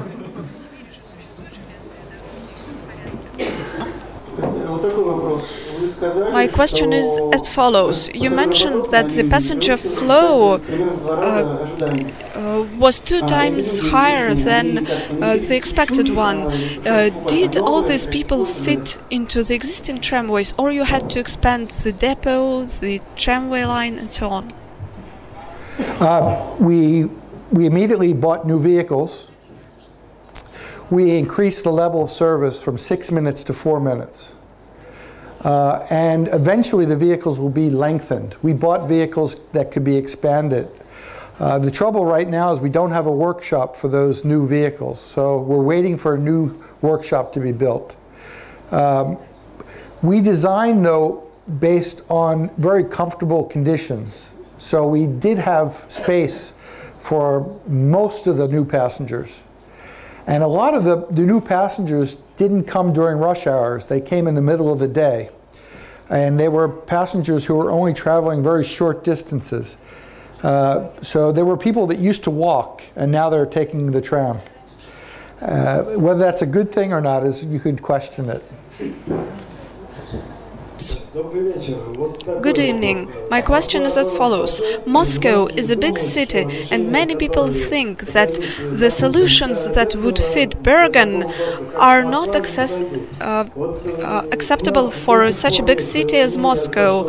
And people still think that we should only build metros, not tramways, and that we should expand highways in the city. For example, recently in the north of Moscow, during public audition, people spoke against the building of tramway. The design provided for cutting trees, and people were against the worsening of the environmental situation. And the project was not accepted. Okay. You're right. Bergen shouldn't be necessarily an example for Moscow. But if you want to look at an example that might be appropriate, look at Berlin. Berlin has the complete range of public transportation options. The solution for public transportation can't just be one mode. It can't be just metro. Because in certain places, you don't have the ridership to justify metro. Metro is a good thing for moving an awful lot of people relatively long distances. If you're going to be traveling shorter distances, if you're going to be traveling to places that don't have those high passenger rolls, you have to look at other different types of systems with different aspects.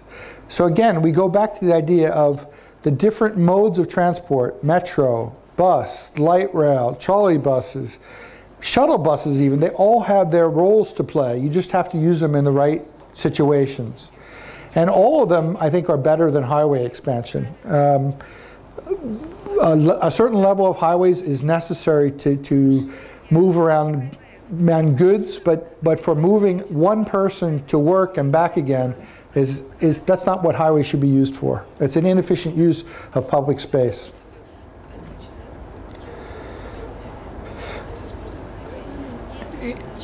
If I understand the last part of your question, though, to build a tramway, you had to cut down some trees, and that was an objection to that. Well, I would say that the people designing the tramway weren't doing a good job, because you can design tramways. You might need to cut down some trees, but you can certainly make it a green right-of-way with putting new trees into, and as I showed with Grass Track, you can make a tramway look very environmentally friendly and to really fit into the local environment.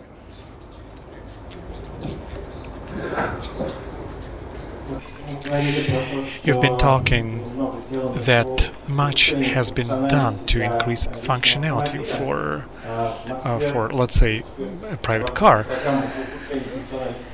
or to decrease the functionality of the personal car. Now in Moscow, people can drive even if they have to go 5 kilometers only. They can use their private car. But have you done anything to improve the prestige, the prestige or public appearance of, to increase the prestige of the public transportation, and make personal cars use less prestigious? I mean, in Russia we have a problem when a private car is a certain status, symbol of your status, of your income level, and people, even if they eat the cheapest noodles, they want to buy cars on loan, on bank loans, and try to drive it. It's a conspicuous consumption. Have you done anything in terms of changing this ratio of prestige between the LRT and public car? Thank you. We haven't really done anything to lower the prestige of the private car. That we haven't done. What we have done is to restrict the use of the private car in the sense of we're not using money to expand the highway network. We've limited parking. We've reduced the amount of parking, especially in the urban area. And we've increased the fees for parking, the parking that does exist. What happened in the center of Bergen was that on-street parking was to a large extent eliminated, and a number of large parking garages were built, either underground or above ground. And the cost of parking in those places, it's on the order of 30 euros a day to park in a public parking garage. We really didn't do anything to make the car itself less prestigious.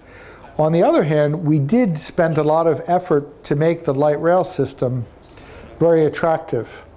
We hired an international design company with this idea of branding to try to develop a brand for the B-Bana. So you'll see the logo, the colors, the stations, the way the cars have been designed. They're designed with a high level of quality of the components to be a very attractive system for the passengers. We spent a lot of money on information systems, Facebook, Twitter accounts, those sorts of things to try to get people interested. We had a lot of public events. So the B-Bana, especially the light rail system, especially for young people, has been quite well accepted. And there's much more prestige in taking the light rail to town than in taking a private car.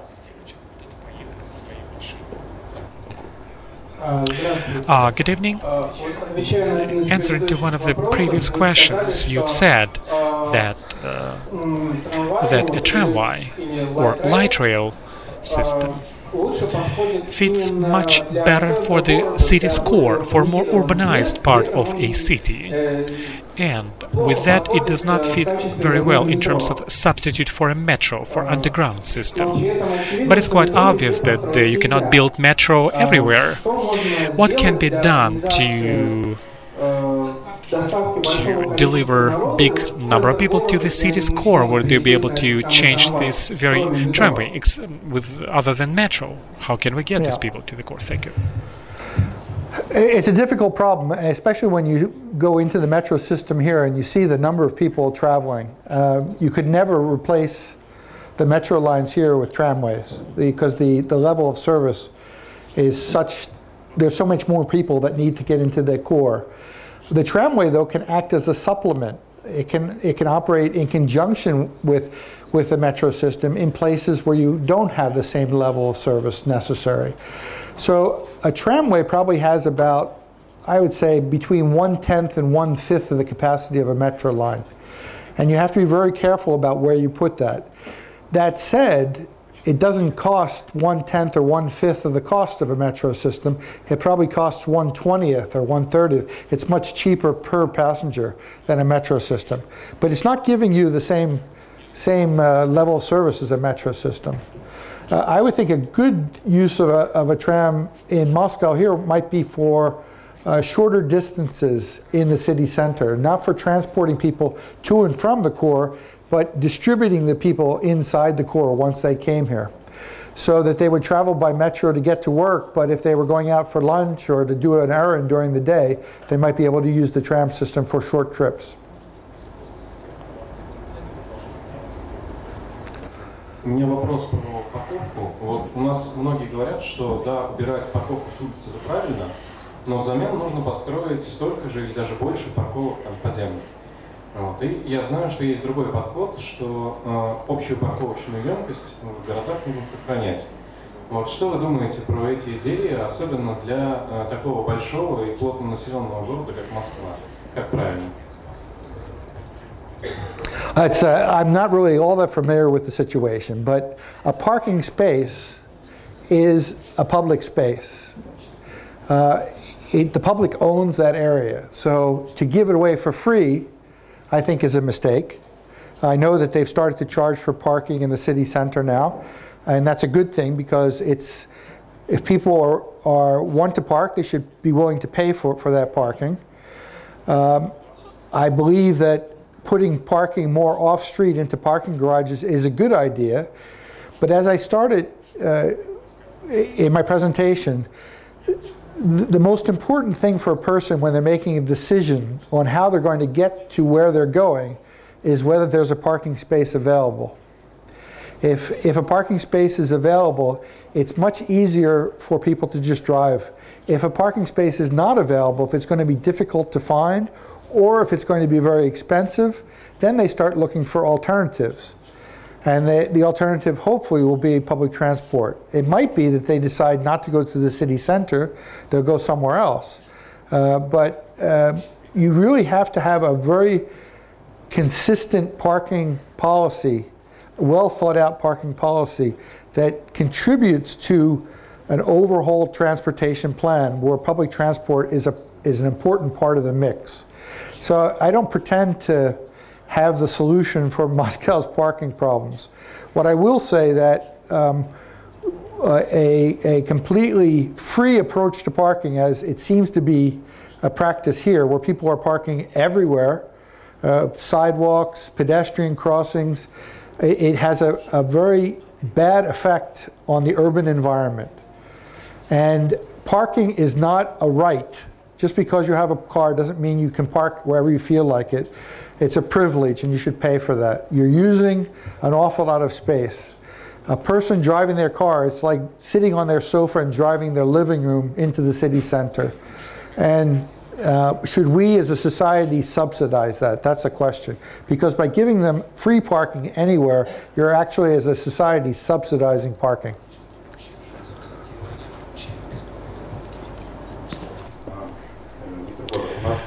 Mr. Poser, here in Russia, the situation is the following, that even in big cities, и далеко не всегда его даже примерно можно там соотнести с затратами на строительство хорошей системы ЛРТ. with building, the budget is not even that big that you cannot build LRT. Yes, in federal center in Russia there is a budget, but the federal authorities in Russia do not finance the development of, let's say, tram or even bus-based system, although they're willing to finance the subway. Thinking that subway is something serious, it's solid, it's a nationwide, but trams, okay, they will deal it on the municipal levels with trams. Several months ago, in the city's projects with Mr. Vuchik, we have done a big project in Omsk. We designed a system for that city, which eventually resulted 30 billion rubles its cost, but the total budget is 12 billion rubles. They will never build the system at all, simply because they don't have any money for it, and the Ministry of Transportation on the federal level is not even going to discuss it. If you had a chance to talk to the Ministry of Transportation in Russia, what would you say to the Transportation Minister himself or herself in Russia? Thank you. Well, again, as I said, you can't say that metros are the only system that's worth fighting for. Public transport can be composed of many different types of transportation systems. And the important thing is that they work together to reach the goal that you want to achieve.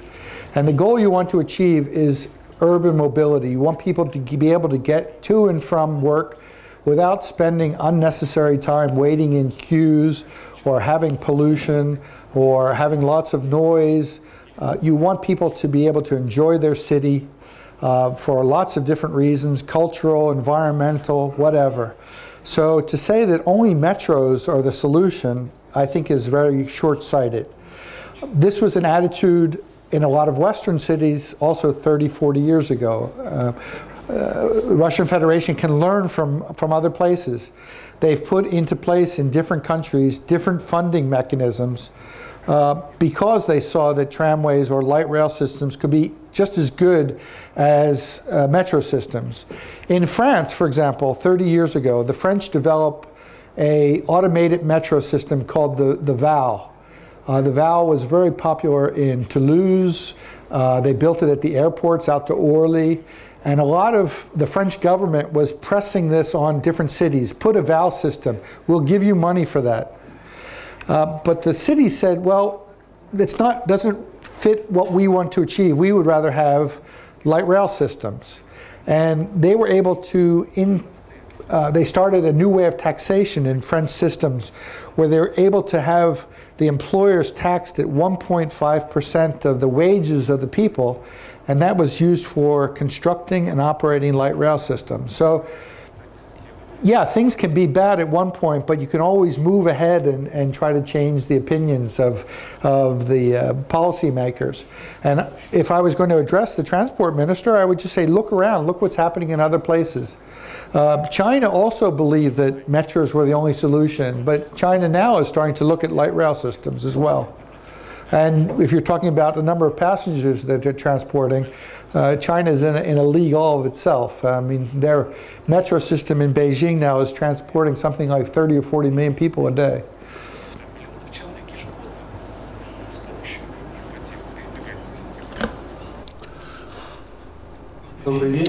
Good afternoon. Last year I was in Bergen, actually. You can say hello to Jimmy Schwinken. He showed us the system in your absence. And my question, I guess, building up on the question of capacity of the cars, you're going to extend the length of these cars. And I guess the question is, when planning an LRT system in Bergen, didn't you do calculations of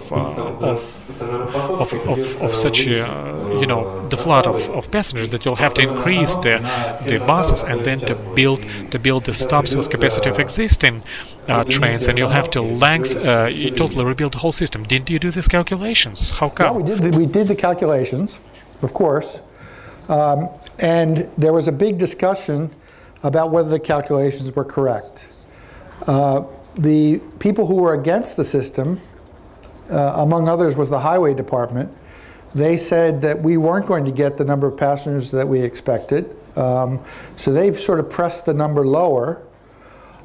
The number that we're getting, I think, is what we really expected, but it's not the number we planned for. So we planned for a lower number of passengers than we really, in our hearts, expected.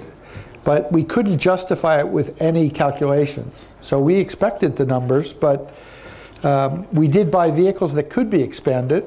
So that was one way we did it. We also planned for adding an additional line to the area with the most traffic, but that hasn't been built yet. So in the long term, I think everything will work out fine. But in the short term, it's been a little bit of a headache. you'll find, I think, internationally that many of these light rail systems get many more passengers than they calculated. And it has to do with the fact that you get into this positive spiral, that you're giving a reliable service and suddenly you get new passengers, which means you need to run more often. And by running more often, you make an attractive system that even brings more passengers. So you're in the positive loop that things keep getting better. You run into capacity problems, though, quickly with that sort of situation. Good evening. Thank you very much for your splendid lecture and presentation, for that matter. And I would like to ask the question of a more general nature. As to a person who has seen dozens, if not hundreds, of LRT systems around the globe, and as to a person who has extensive experience as an engineer, what is your opinion? What systems of those that you have seen have really got your attention, maybe 3 to 4 to 5 systems which somehow made you excited, not the system that you were building, but simply from the engineering standpoint really stood out to you? And also Alexander, who has asked a question about some mistakes or miscalculations, maybe you will also add 2 or 3 systems which in your point of view were the biggest mistakes of designing LRT in the global practice of those that you've seen. I mean, the best examples and the worst examples. Thank you. Yeah. When we were trying to sell the politicians on the project, the systems that we were using that we looked to, that we thought we could sell the idea were mostly the French systems. So at that time, in the early 2000, 2001, 2002, it was the systems in particularly Lyon and Montpellier in France, and also Strasbourg, which we were showing as examples of what we could achieve.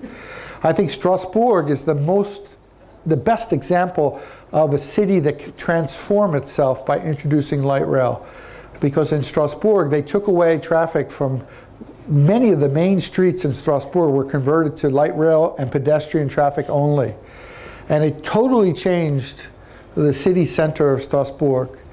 Strasbourg was, as a commercial center, was dying.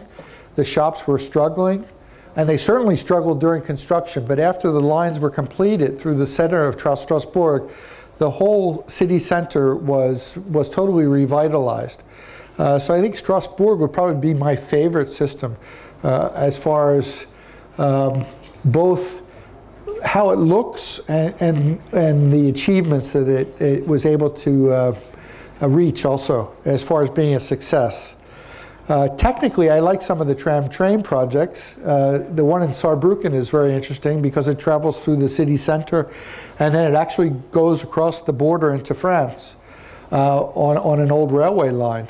So technically, that's a sort of a sweet project in that way. I'm trying to think of some other projects. Bad projects, you can find lots of those though too. There was a system in Spain that was open for 3 years, a brand new system, and it was closed. I forget exactly the name of the city. But there, and we had to struggle with this also. It's one thing to build a system, it's another thing to operate it. And a lot of these countries, the national government or the regional government will pay to build something, but the local government has to pay to operate it. And in this particular example in Spain, the local government wasn't willing to pay for the cost of operations. And after 3 years of operation, it was closed down, a completely new system. There's a number of bad examples of light rail that I like to show people in the United States. Also, Cleveland and Pittsburgh and Buffalo in particular are not big successes. They were sold during economic crisis as a way of revitalizing dying industrial cities, and nothing really could save those cities. So they have been very difficult to maintain, and the ridership has never reached the levels they expected.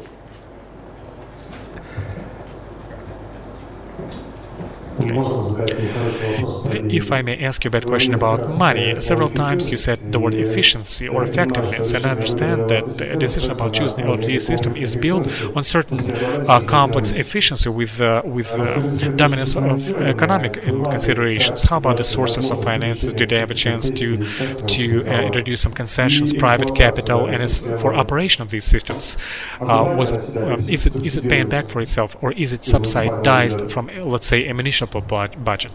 Yeah. Our system in Bergen, as I said, it covers its operating costs. It does not cover, and it was never intended to cover, the cost of construction. Why do we say that when we build highways, we call it an investment?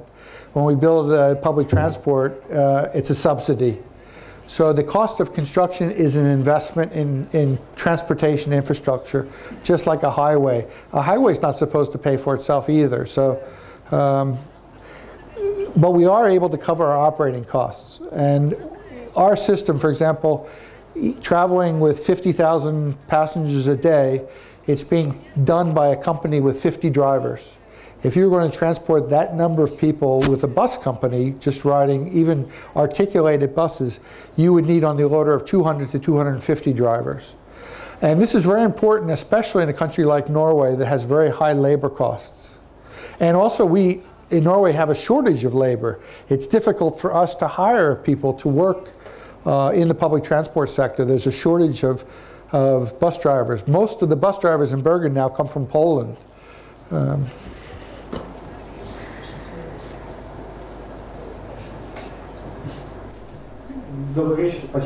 Good evening. Thank you very much for your lecture. Do you know the Moscow Monorail system? What do you think about it? I know it only in that Max took me for a ride last night at one stop. Monorails have applications. My first impression was it was incredibly slow. It basically crept into the stations and crept out at a very slow speed. The other thing that struck me as being very strange was the small compartments. One of the things we're trying to do on public transport is to build metros, for example, where you can move along. If you see the new metro trains in Berlin, you can go 300 meters through the whole vehicle, and it balances out the loads. But when you have these small compartments, you have a safety issue. What happens if somebody does something strange in one of those compartments, or criminals or whatever? And the other thing is you can't balance the load out. You can't move along the vehicle. So monorails are, I guess they're thought of as being an exotic, innovative type of technology. They're sort of, if you want to use the word, a sexy way of politicians to sell something. And they can frequently be used in closed environments. So you'll see them frequently are used for airports. They're used for entertainment centers, like a Disneyland sort of operation, where you have people that want to be moving around from place to place very, very often. But as a transportation system, they've got some bad things about them. The stations are quite expensive.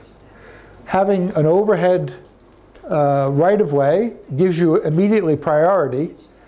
But what's the point of having priority when you're limited to 30 kilometers an hour? They don't go very fast. So yeah. It's not a high capacity system either. The number of people per hour you're transporting on that monorail is not very high. You can do even more with trolley buses than you can do with that line.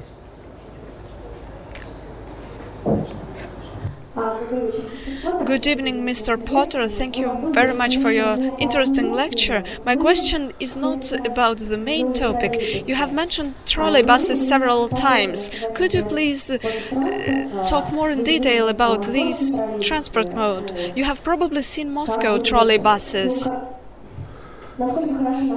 So, how good is our trolley bus system, and does it correspond to the modern requirements? Actually, what should a modern trolley bus be like? Yeah, I'm actually quite interested in trolley buses at this point in time because Bergen has a trolley bus line. We have a single trolley bus line, and there's a a political discussion about whether to keep the line or to change it over to probably something running on biogas or some other environmentally friendly system. And I, as a consultant, have recommended strongly that not only that the trolleybus line be kept, but it be expanded. The bus industry in general is moving more and more toward what they call e-mobility. And it doesn't have to be trolleybuses, but the idea of using batteries on buses also is quite an in topic, if you will, especially because the Chinese are investing an awful lot of money in battery technology. Electric buses and trolleybuses are probably the best example of that, have a tremendous advantage over other kinds of buses. They use electrical power for traction, and that's a much more efficient way of using energy than either a diesel bus or a gas bus. A diesel bus or a gas bus uses most of its energy to generate heat, not movement. So you're burning the diesel fuel and you're basically just heating up either the bus or the environment. You're giving off a lot of pollution. And the bus itself can't drive as fast. An electrical bus, whether it be a trolley bus or a battery bus, can accelerate much better than a diesel bus. And this is especially important when you have hills and grades. And you'll see that's why Switzerland, for example, uses trolley buses to a great extent. To comment on the system here, it could use improvement.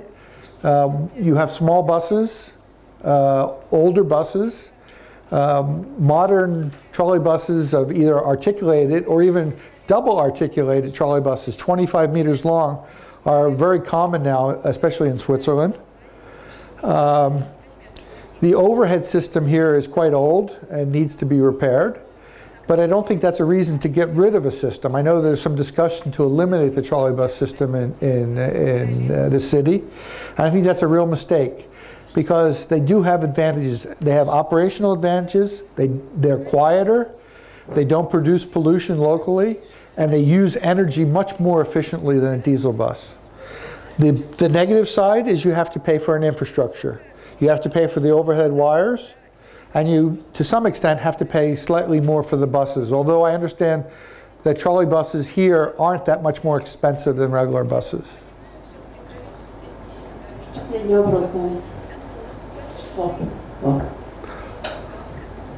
The ceremonial last question. My question is as follows. We have been discussing how to integrate transit systems in the existing city where there are a lot of problems. What's your opinion? If we build a big city from scratch, can we make it comfortable without killing the private transport?